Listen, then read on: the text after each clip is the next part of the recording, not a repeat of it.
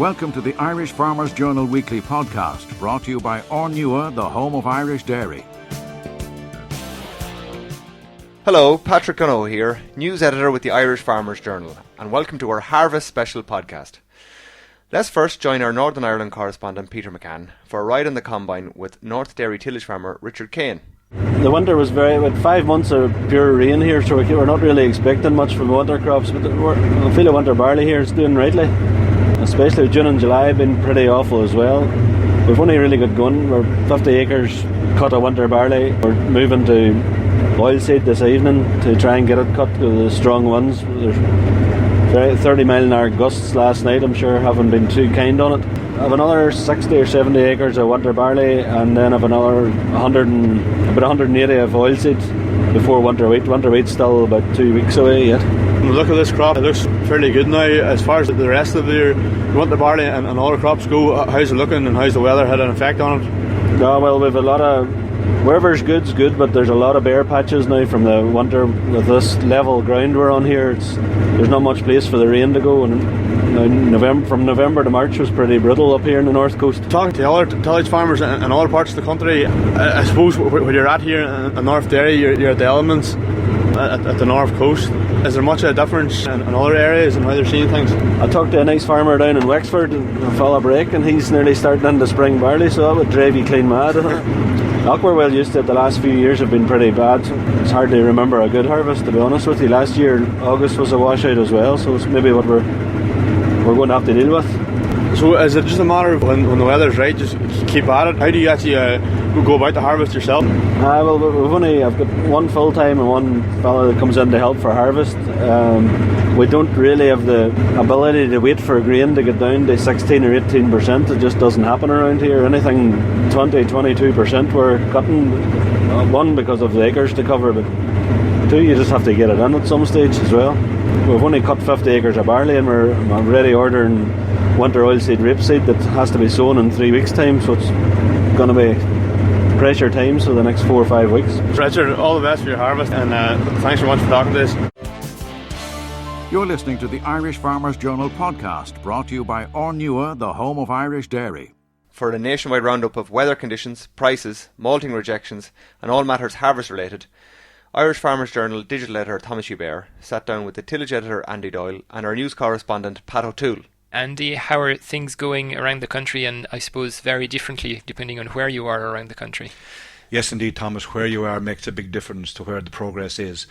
For most people, particularly along the East Coast and the Midlands, progress has been reasonably good. There was a lot of cutting done last weekend, a lot of tidying up on the remainder of the winter barley crop.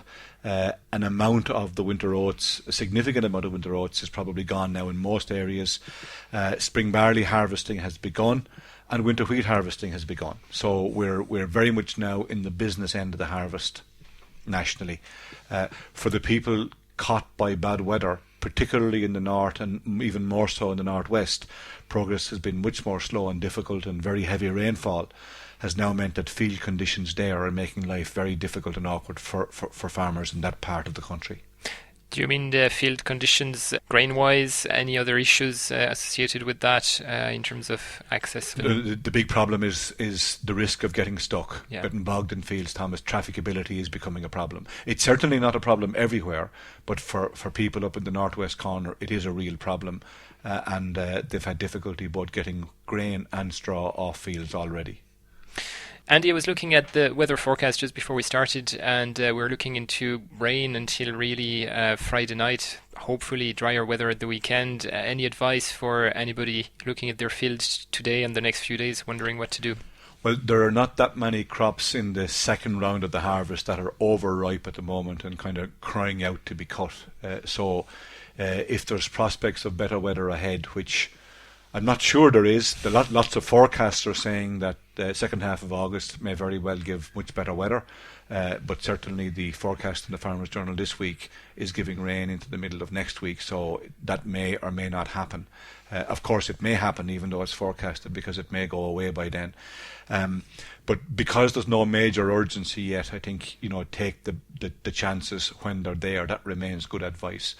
There is a problem at the moment with people maybe rushing in on some crops just to try and get them out in order to make progress in their harvest, and that can give rise to other problems.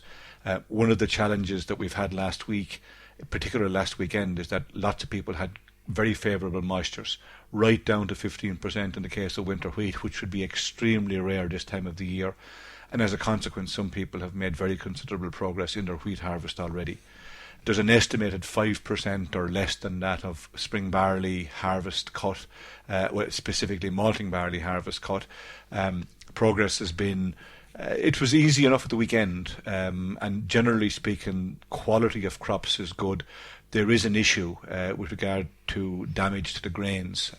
Yes, Andy, and we'll come to that with Pat O'Toole in a minute. But in the meantime, what have you seen in terms of the quality of the grain harvested so far? So far, in the second phase of the harvest, Thomas, specifically, that's winter wheat and spring barley, generally everything seems to be quite good, quite favourable. The usual specs on malting barley, proteins are kind of lying within range. They're edging slightly high possibly, but for some of the maltsters they're ideal. Specific weights are very good, screenings are very low.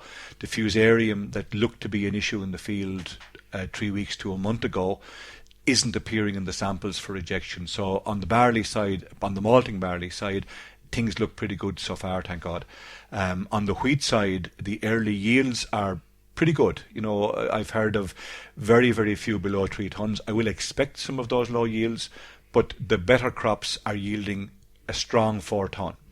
That's kind of well up and towards 4.5, 4.2, 4.3, 4.4, 4.5, with quality levels that are going from kind of 75 up to 80 kph, which is a really good indicator of the potential of crops still to come, hopefully. Thank you, Andy. And now we're joined by Pat O'Toole, news correspondent, who's reporting on this issue you were touching on, Andy, a few minutes ago about skinning problems with barley. Pat, what's happening with malting barley especially? Skinning effectively means where the skin strips away from the grain. It affects the grain's ability to germinate. So this affects it for malting and also for seed purposes, for certified seed.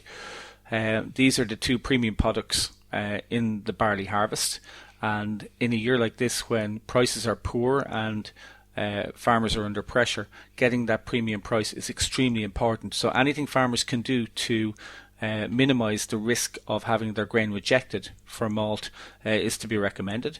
And in that regard, Boort Malt have issued some guidelines following some field tests in some adjustments to the harvester.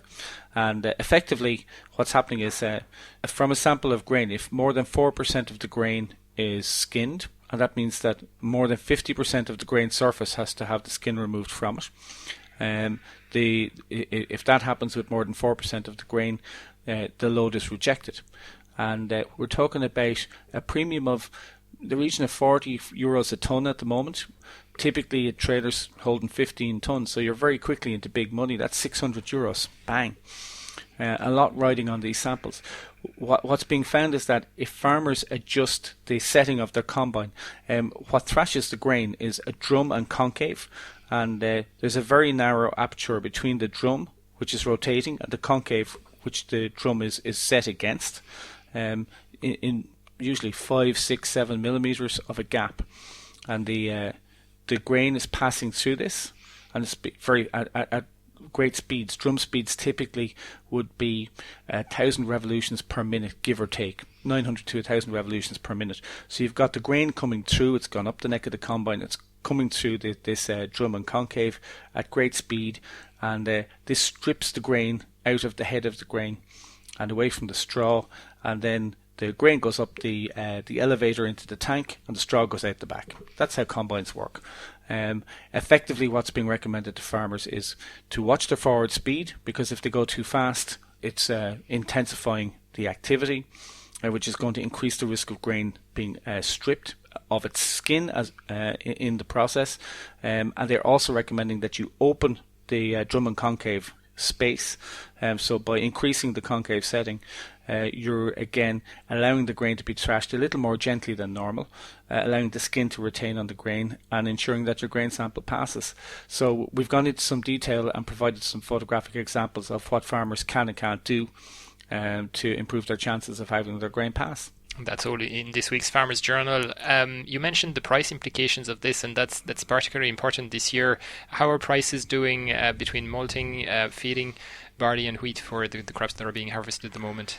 Still very little definition around prices for the feed grain, which is not unusual at this time of the year. There's a kind of a standoff between suppliers and merchants.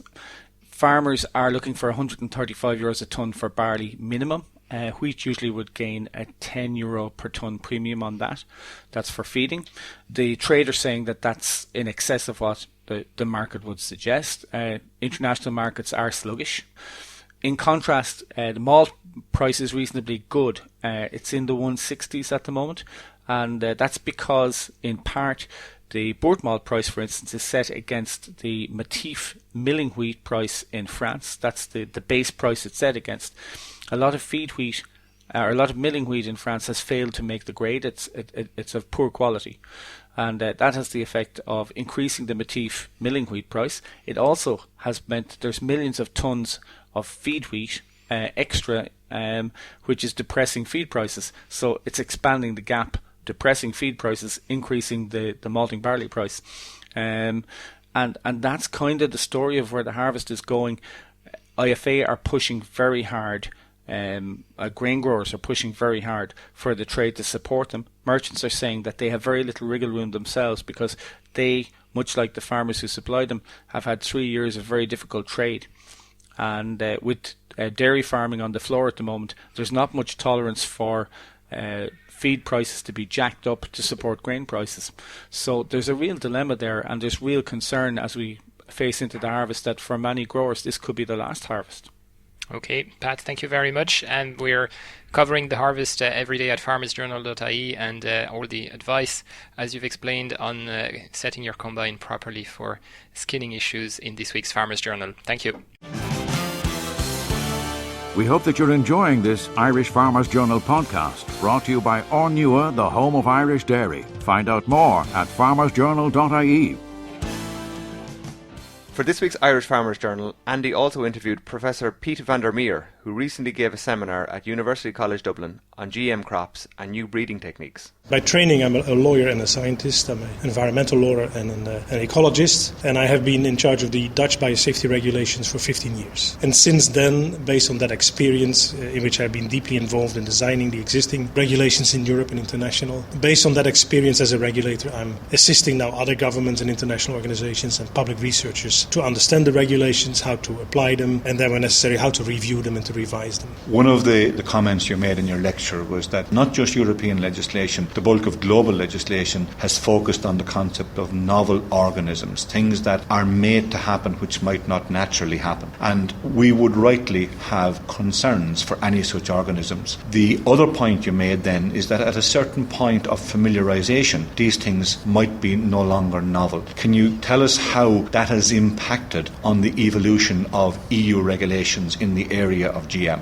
The whole idea is that these regulations are based on the fact that they have a novel genetic combination that would not be obtained with mating and natural recombinations, and that's the reason for the regulations. It's the same as with food additives. There is something new to it. Doesn't mean it's dangerous, but it means that we have a look at the safety. It makes perfect sense. We do this for food additives, and it's good reason to do it for this. However, as soon as you have the information that you need, so it's no longer that novel, then if that is the base of your regulation, then logic dictates that you start adjusting the regulation and differentiating the procedures. Now, you can do this within the existing regulatory system by reducing the information requirements, the risk assessment requirements for particular categories that you've seen many times over, and if we have accumulated sufficient knowledge. A next step would be, as has been done in the past but never since, is to categorically exempt certain categories. If we have seen many times the risk assessments and the applications and the monitoring reports of very similar crops, such as insect-resistant crops, then you could decide that those have either differentiated procedures or become exempted. Having exemptions are part of the European directives, but there are only 2 exemptions at the moment. Those apply to mutagenesis and to cell fusion. And what would be needed in the European system is what they call an enabling article, an enabling mechanism that allows for exemptions. Such similar exemptions exist and enabling mechanisms exist in, for example, the Cartagena Protocol. There it says that if the parties to this protocol agree that this category of genetically modified organisms is unlikely to have adverse effects, then they can be exempted or released or reduced in information requirements. You are mentioning exemptions there, and for farmers in this country, because we have no direct experience with GM, most farmers will consider GM crops to be ones that are either Roundup ready or Liberty Link type ones where we have herbicide focus, or for insect tolerance that we know those characteristics exist, mainly used in America or whatever. So that's what we know or what we understand by GM today. But the legislation as it's written also caters for very many new breeding techniques that are coming to the fore. They can be used, they're much more precise, they involve no basic DNA change in any of the plants that they can be used on. And the question that you were addressing today is, can those breeding techniques be exempted? Do you think some of them can be or should be exempted from the legislation so as to give farmers in Europe a chance to develop improved competitiveness with characteristics in the plants and the crops they grow that either decrease cost or increase flavour or whatever characteristics are being sought? One of the main things I said here today is that the regulations as they are, you can look at the definitions and you look at the new breeding techniques, you can come to the same conclusions. If I apply one of those new breeding techniques, and there are many different ones, but one of them is, for example, genome editing, that allows you to make very specific small changes in the genome, which are no different from natural mutations or no different from breeding, then I have not made anything novel or new, and therefore the resulting organism would not fall under the definition of a GMO. And we should not talk about exempting techniques, because with one and the same technique I can make something that is no different from what happens with breeding, and I can make something very new.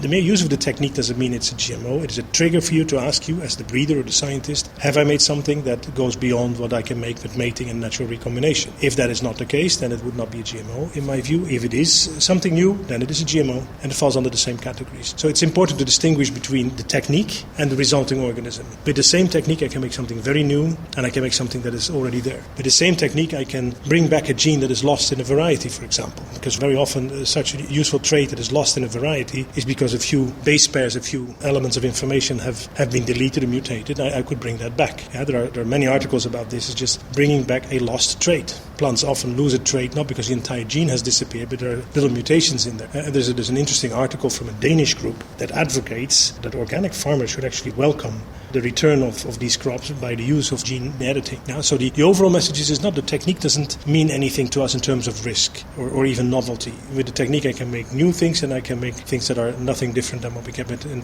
conventional breeding. And with your experience of European regulations and the European system of administration of regulations, do you think that we will see a level of maturity in Europe to enable decisions to be made on par with what you're suggesting there? In other words, that certain techniques that are seen to be just barely changing slightly, that they will be green-lighted, exempted, given to plant breeders in order to try and help the competitiveness of European agriculture? Yeah, I very much hope so. The European Commission has been working now for years on what they call a legal interpretation of the definition of what is a GMO in the light of what can and cannot be done with these new breeding techniques such as genome editing. I hope that legal opinion will come out this year. It has been promised for many years, but the signs are that it will come this year. And that will allow research institutions, companies, small and big companies, all those who work in research to make investment decisions. Because if you have an investment decision to make, whether you're a university or a company, you need to know ahead for the next couple of years what will happen also in regulatory terms. Because developing an organism that falls under the GMO regulation means in practice, from the first research to the end, 10-15 years, and very quickly amounts to 100 million euros. The Irish Farmers Journal Weekly Podcast, brought to you by Ornua, the home of Irish dairy.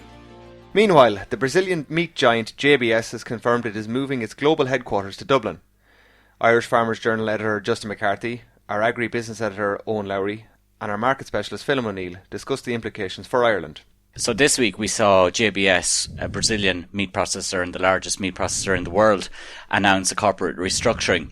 And basically what that is that it's shifting its corporate registration from Brazil to, which is initially said to its European headquarters, but which has now turned out to be an Irish headquarters based in Dublin in the IFSC.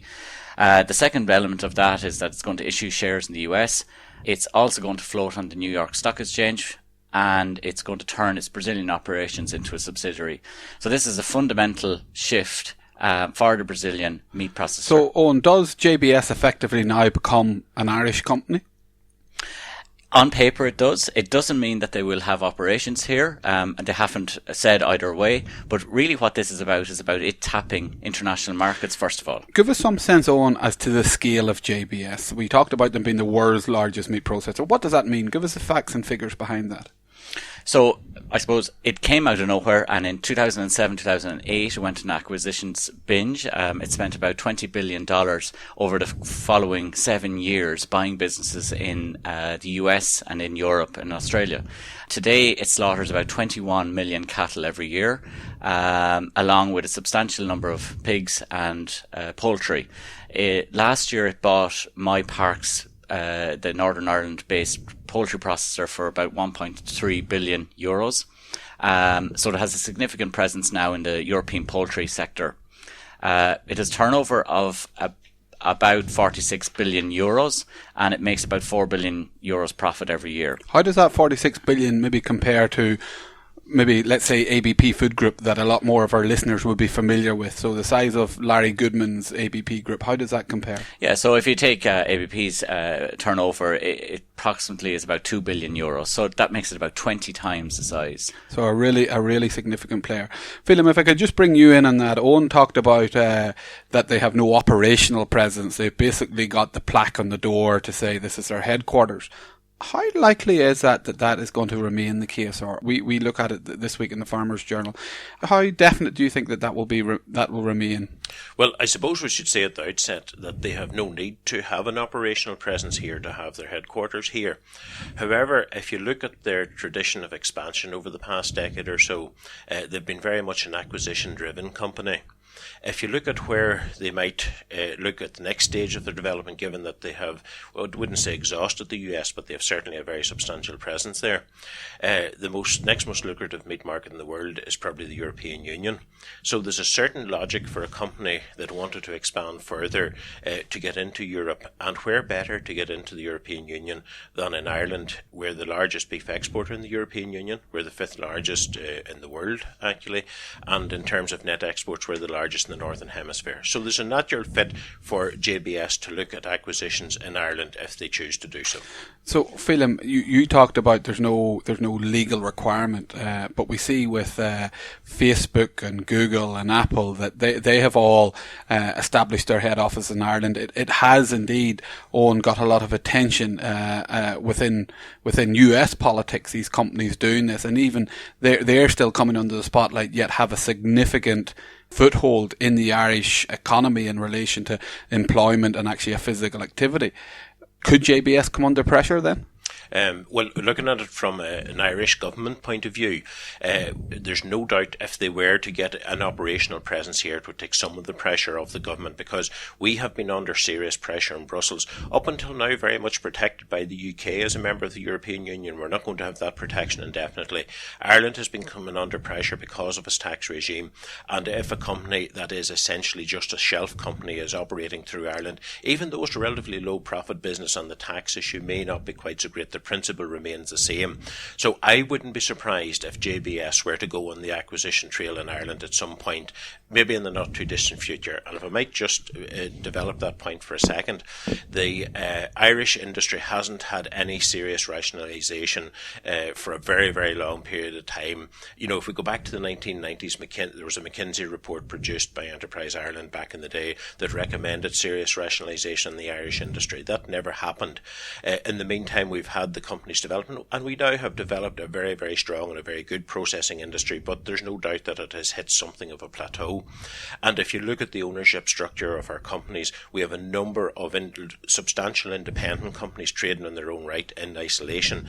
They don't have access to the most elite UK supermarket business. And have they suffered because of that recently, Phil? Very much so, because historically they could do quite lucrative business in the continent, but in recent years, continental prices, particularly in France and Italy, two of our main export markets after the UK, prices have lagged considerably behind Irish. So I think the potential for them to grow their business is very limited. Now, that begs the question, would an organisation like JBS, who would operate at a different scale, as we have just highlighted there, would they be interested in those businesses? They may be, but my instinct is that they would see a greater attraction in acquiring a well-established group. And when we think of the groups in Ireland, we have the obvious big three. We have ABP, we have Kepak, we have Dawn. Just behind that, we have Liffey, which has quietly amassed quite a significant presence in the Irish meat industry. And then the European industry recently, and indeed the in continental through the Europe. acquisition in France of the burger business. And then if we look north of the border to the Dungannon-based Dunbia group, which is spread, they have one factory south of the border in Slane. They have also a very substantial presence across all the regions of GB. So you can see there that there are a number of groups that JBS, if they were to go aggressively on the acquisition trail, they would certainly be appealing to a potential suitor. Now, whether or not they choose to be for sale or not is another question. And Owen, have JBS the financial might to take out ABP, Dawn or Kepak, and what would the likely cost of that be? Well, one of the, I suppose, challenges for JBS, because of the huge acquisitions that they've conducted over the last number of years, is their net debt, which stands at around 13 billion euros, which sounds like an enormous figure, and it is. But it's about 3.5 times earnings. So which it is at the higher. It's at the higher end, but not excessive. Yeah, it's not excessive. It is at the higher end. One of the major challenges, though, is that a lot of that debt is denominated in US dollars. Now, the company would have said at the outset that this move to the New York Stock Exchange and, to be incorporated in Ireland, was not a tax play, but it's more to tap into financial markets to get access to cheaper credit, similar to some of its major international competitors, such as Tyson in the US. But if you consider, that a 13 billion debt, it's not inconsiderate, and but it's not unsurmountable for them to get access to much more money now that it is going to be on the New York Stock Exchange. So there is that possibility that, for a relatively small addition of credit or debt, it could have the firepower to buy something in Ireland. How much would an ABP cost? Well, that's the biggest challenge, and I suppose assuming it's for sale, of course. Assuming it's for sale, but the biggest challenge, I think, with the Irish beef industry is, I suppose, the cloud of secrecy, and it has been described as looking into a black hole, because there is no visibility around the financial performance of any of the Irish major beef processing entities. We do, from looking at the ones in the UK that would be more visible, we know that the margins are quite tight, at around 2-3%. If you take that figure of a billion turnover company earning about 2% margin, it puts it at 200 million. 200 million. Multiply that by, let's say it's a low margin business, 7 or 8 times earnings, up to 10 times earnings possibly. So you're looking at a figure of about 2 billion for one of the major players here. Not insignificant either. No, it's a big money. Phelim, Owen touched on the level of secrecy, the level of, I suppose, the lack of detail we have in the processing sector. How do you think farmers would respond to the news if they get up tomorrow morning and they learned that JBS had actually acquired ABP, Kepak or Dawn? I suppose farmers by their nature don't like change, and they would be looking for more players in the meat processing sector rather than less. However, I'm not sure that is actually the way that they should be approaching this. We've had a serious farmer protest against the potential ABP Slaney merger to go forward with Lynn in that joint venture. If we think about this, I suppose, strategically, the protection for farmers doesn't come from having a factory at every crossroads. The protection and farmer interests are protected by openness, transparency, and ability to see your cattle weighed, graded, and dressed to specification, an ability to see what type of margin has been earned on the cattle or the pigs or indeed the sheep that you supply to them.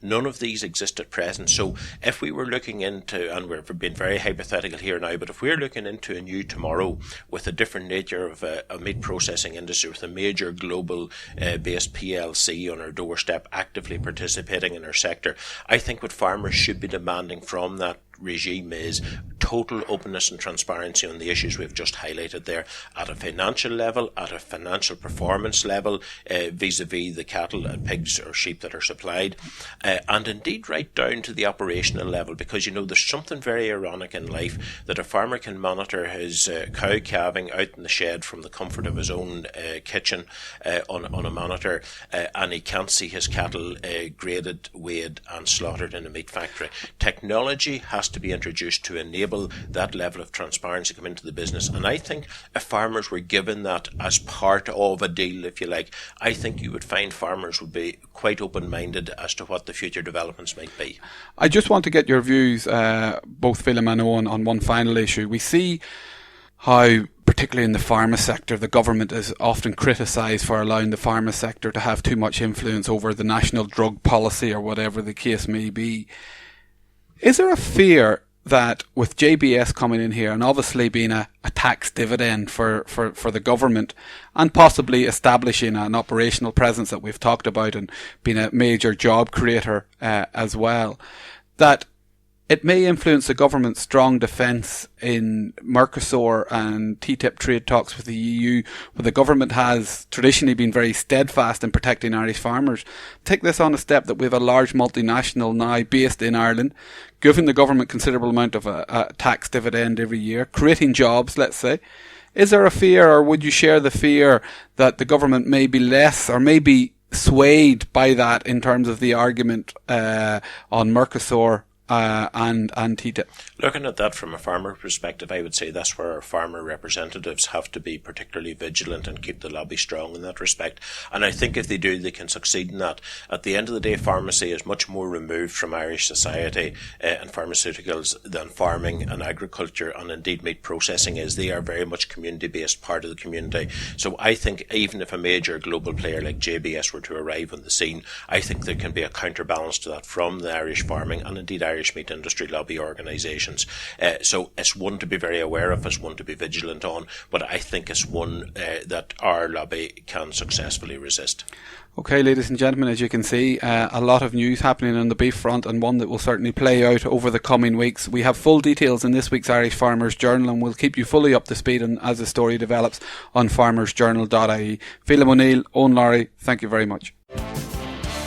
You're listening to the Irish Farmers Journal podcast, brought to you by Ornua, the home of Irish dairy. On Tuesday we reported exclusively on the details of the new multi-supplier cattle tag tender on farmersjournal.ie. I met with the IFA's Director of Livestock, Kevin Kinsella, to get the association's reaction. The department have decided to move away from the current tendering system that they have for cattle tags to a licensing system, and this will mean that a number of companies may well get licensed to supply tags to Irish farmers. The department have issued a consultation document on that. We've replied to the department, and I suppose we've raised a number of concerns that we have around the tagging system. We want a very solid, robust, secure tagging system at the most competitive prices to farmers.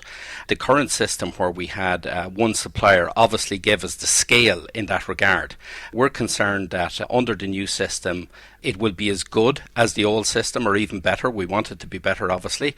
We want farmers to be able to get their tags, get them on time, at the most competitive price, have complete security in the system, and obviously have a very good service system there as well for replacement tags and things like that. Why have they moved? Why has the department been forced to issue this and calling for multiple tenders? Mullinahone has had the contract for some 14 years now. Why the change? Well, that's a matter for the department. They've decided this is a policy decision on their part, moving away from a competitive tendering system to a licensing system. Now, we have a similar type system on the sheep side, which doesn't work very well. I might point out that we have a number of suppliers, and to say the least, having a whole array of tags is a bit of a disaster from a farmer's perspective. So we hope that the new system is more robust and more secure and better than the existing sheep system. It needs to be, and we've made that very clear to the department. On the cost side, we want to ensure that costs don't rise for farmers under this system. Costs are higher in a number of other member states where they have a similar system to this. So we want to make sure that costs don't rise. And there are also issues around BVD testing and genotyping. We want to ensure that all of the tag suppliers have multiple labs where we can get our samples tested at a competitive price as well. And of course, we'd like to see the replacement rate falling. The department has specified that the licensing system can operate up to replacement rate or a loss rate of 7%. We think that's way too high, should be a lot lower, and we'd also like to see farmers getting their replacement tags in a speedy manner, like within 24 hours. Because that's the one thing farmers give out about, in that, an animal puts its head through a crush or through the feeding barrier, and then a yellow tag pops off, and it always seems to be the tissue tag side that falls off. What is the IFA doing to ensure that the quality is going to be either kept the same or improved? Well, the department's licensing system specifies very detailed issues in relation to quality, and the department, under their new system, have to be able to guarantee farmers that any supplier that's passed now by their system meets a certain quality spec, and that the tags won't be falling out, as we have experienced under some of the suppliers in the sheep system, and also at times with the cattle system. We don't want tags falling out. We want a robust, secure, cost-competitive system that works for farmers. And when will this new system be rolled out? Tentative links of 1st November 2016? Is that possible? That's a matter for the Department of Agriculture. We want to ensure that we have over 1 million tags with farmers before Christmas, as is normal in the current situation, and most of the rest of them then are bought after Christmas. The essential thing from a farmer's perspective is that when a farmer has calves on the ground, he has tags there to be able to tag them and identify them within the deadlines that are laid down there. And we want to be able to register our cattle within the law so that we don't end up with cross-compliance penalties. So the new system has to ensure, and the department have to guarantee, that the tags will be available, the suppliers will be passed, and the system will run smoothly and securely for farmers. And for more of the new standards and approval process for the new cattle tag system, you can see this week's Irish Farmers Journal and on farmersjournal.ie. Kevin, thank you very much. Thank you. We hope that you're enjoying this Irish Farmers Journal podcast, brought to you by Ornua, the home of Irish dairy. Find out more at farmersjournal.ie. Could you save someone's life if an accident happened in your community? There is a network of volunteer first responders across rural Ireland doing this every day. Irish Country Living consumer editor Ciara Leahy speaks to Anthony Jordan about their work. I suppose a community first responder scheme, it's kind of an organisation of people within the community who are trained in CPR. The idea of this kind of initiative is to get to the patient before the ambulance can. Oftentimes, because of rurality of Ireland, ambulances just simply can't get there in time. Absolutely, those times are really crucial, and the service can make a real difference. And you write in your piece about a report published by Lightfoot Solutions last October, and they go through the kind of response times needed to save lives. Tell me about them. Basically, the results of their findings were incredible, really. I mean, only 6.6% of ambulances reach calls within 8 minutes in rural Ireland. And if you think about that, that's 7 in 100 cases. In addition to that, 44% of ambulances reach calls within 19 minutes in rural Ireland. And this 8 minutes that you talked about, this is crucially important, isn't it? These are the main minutes for people who, if somebody wants to survive something like a cardiac arrest or a stroke or a heart attack, it's these 8 minutes that are crucial. And this is what's so important about this first responders scheme. Basically, what it does is it's linked in with the HSE now, in that when a 999 call comes in or a 112 call comes into the NAS, it basically also goes to the first responder scheme.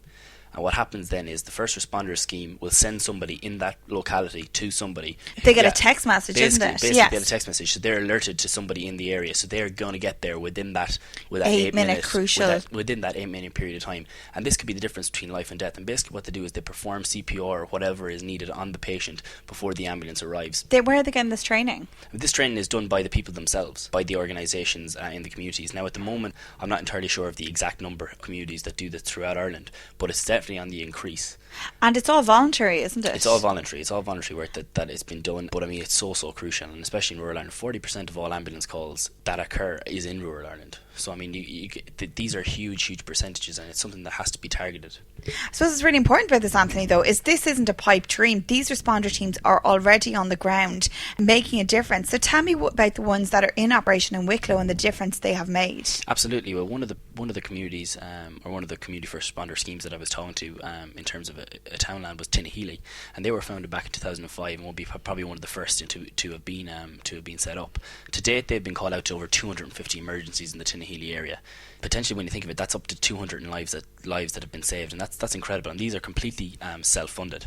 I mean, they've currently 15 active volunteer members trained by the HSE ambulance service. So obviously, the government are getting involved in this, and they're seeing the benefit this is having to rural communities. It's very, very easy here to bash ambulances and say that ambulances can't get there in time and that the resources aren't there. At the end of the day, the Lightfoot report also published that no matter how much resources are put in, it's never going to get to 100%. I mean, it's completely down to the locality that the ambulances are in at the moment, and that when you're at the mercy of of rural Ireland, it's going to be very, very difficult to get there in time. And I suppose that the other thing that isn't actually mentioned in the article, but is relevant, is if you are somebody that goes through this training, benefits you, could be walking down the street anywhere and you have that first aid experience. It goes across the board. How many times in the home as well? Absolutely. And I suppose it is something that we always put on the back burner. Oh, I must do that first aid course. So, Anthony, if you are a reader listening to this now and thinking, you know what, this is really, really needed for our community and I want to get involved, where should they go in regards to getting more information? Well, what you can do here is you can visit the www.cfr.ie, which is the Community First Responders website, and you can get more details there. And of course, you can get more details in this week's Irish Country Living. Thank you very much, Anthony. Thank you, Ciara. The Irish Farmers Journal podcast online at farmersjournal.ie, on the Irish Farmers Journal app and on iTunes every Thursday. Brought to you by Ornua, the home of Irish dairy.